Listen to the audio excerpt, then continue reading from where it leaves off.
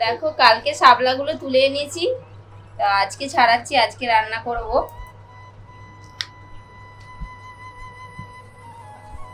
একটুখানি হয়ে গেছে, নেতিয়ে গেছে, সঙ্গে সঙ্গে এনে হাতে করেই ছাড়েন। হ্যাঁ, শাপলা তো হাতে করেই ছাড়ায়। তো এইভাবে শাপলা ছাড়াতে হয়। এই যে ফুলটা,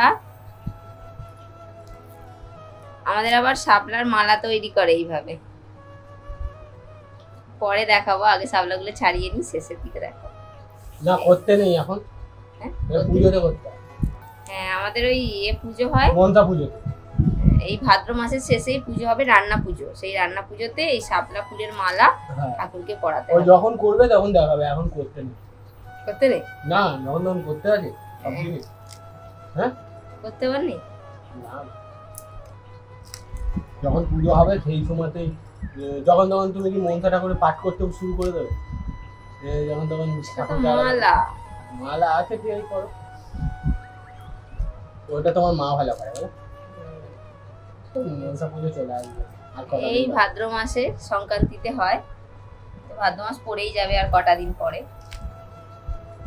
তো কালকে একদম আমরা নৌকা করে গিয়ে শাপলা তুলে আনলাম।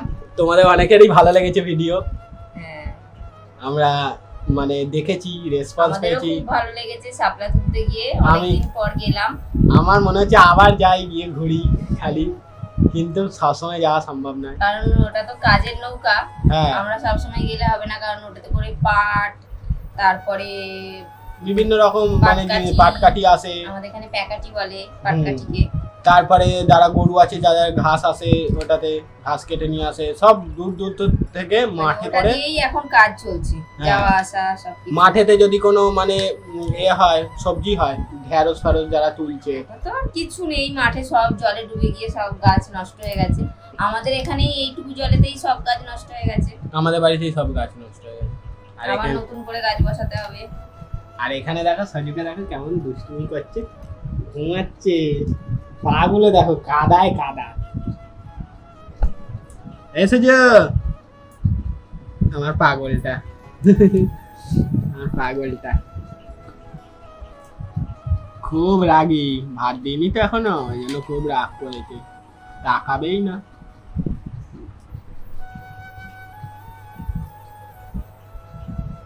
এরকম পিছন দিক দিয়ে ছাড়ানো যায়। আজকে তাহলে কি হবে, হেলা বাজার ভাত? আজকে একটা রান্না করবো শাপলা দিয়ে। শাপলা খেতে এমনিতে শাপলা ভাজা দিয়েই ভাত খাওয়া যায়, তাই না বলো? হ্যাঁ, আমার খুব ভালো লাগে শাপলা ভাজা খেতে। এখন কালী ঠাকুর হয়েছিস কেন? কুলকে দেখো জিভ বার করে রয়েছি কেন, জিভ বার করে কেমন ঘুমোচ্ছে আমার সোনাটা, দুষ্টুটা। সকালবেলা উঠে খিদে পেয়ে গেছে, জিভ বার করে কি দুষ্টুটা, আমার গরু বুড়াটা, গরুটা আমার গরু বুড়াটা দুষ্টুটা, খিদে পেয়েছে না, খাবো তো, আমি খাবো। তো বন্ধুরা দেখো, এই যে কুলরা বুলরা তো ঘুমাচ্ছে, এই বুল উঠে গেছে, এই যে বুল এখানে বসে আছে আর কুল এখানে। আর আমাদের দেখো একটা নতুন জিনিস, আমাদের বাড়িতে গোপাল এসেছে, দেখো গোপাল। তো গোপাল এসেছে কারণ হচ্ছে পাশে বাড়ি আমাদের মা আছে, ওদের একটু শরীরটা খারাপ বলে, তাই আমাদের বাড়িতে গোপাল এসেছে। বলো, সকালবেলা গোপাল এসেছে, ওরা সেবা দিতে অসুবিধা হচ্ছে, তো আমাদের বাড়িতে নিয়ে এলাম। এখন যদিন ইচ্ছা থাকে, এখন কদিন গোপালের থাকার ইচ্ছা, হ্যাঁ যদিন ইচ্ছা ওর তদিন থাকবে ও। গোপাল এসেছে বলে কথা। হ্যাঁ, আর ওই জন্য আমাদের ভাগ্যের ব্যাপার, ভাগ্যের ব্যাপার, গোপাল আমাদের বাড়িতে এসেছে মানে বিশাল ব্যাপার। আর আমাদের বাড়িতে ওই জন্য আজকে হেলা বাজা হচ্ছে। গোপাল এসব খেতে ভালোবাসে, হ্যাঁ জানি, এইসব আসল এইসবই খেত।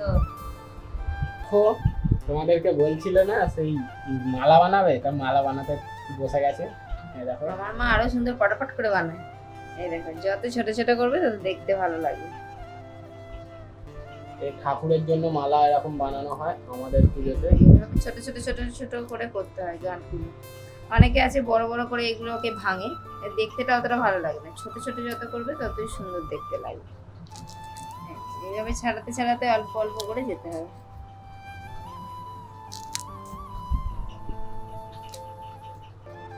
আমাদের তো পুজো হবে তখন তোমাদেরকে দেখাবো। আমার মা করবে, কাশ ফুল লাগে, এই হেলা ফুল লাগে। আমাদের এখানে এটা আঞ্চলিক ভাষায় শাপলাকে হেলা বলে।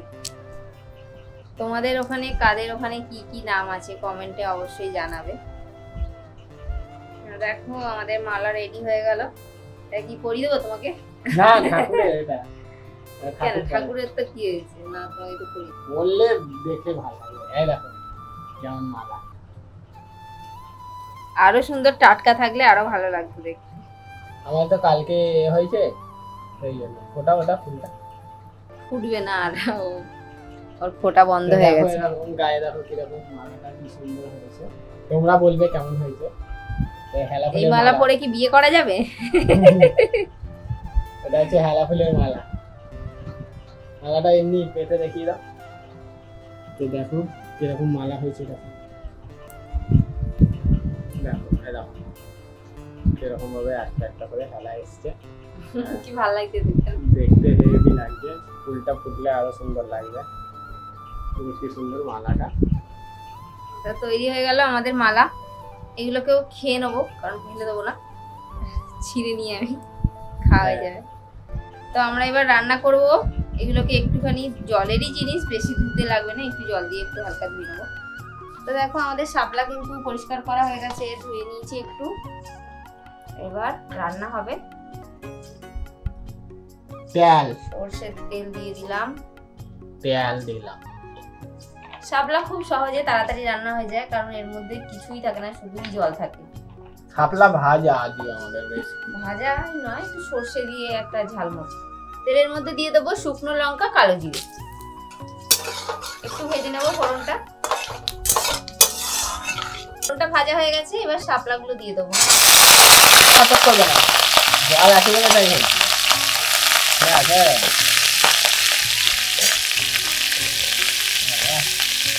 শাপলাগুলো দিয়ে দেবো। খুব চটল পটল হয়েছে শাপলাটা। তোমাকে রান্না করে আমরা খেয়ে নিচ্ছি, তুমি চটল পটল করছো। দেখো এখন কিন্তু এক কড়া শাপলা হয়েছে, এরপর দেখবে কতটুকু কমে গেছে। ঢাকা দিও। একটু ঢাকা দেওয়া থাক, ঢাকাও পড়ছে না ঠিক মতো। একটু নরম না হলে কড়াতে নাড়াচাড়া করা যাবে। এবার দিয়ে দেবো লবণ।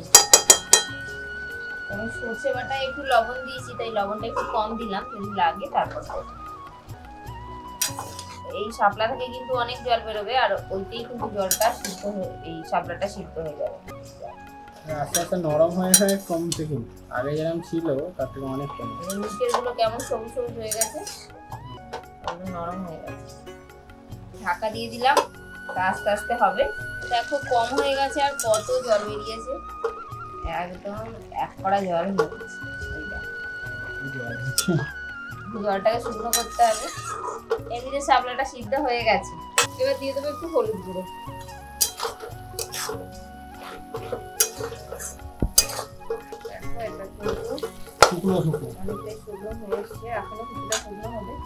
এবার দিয়ে দেবো সর্ষে বাটা শেষে।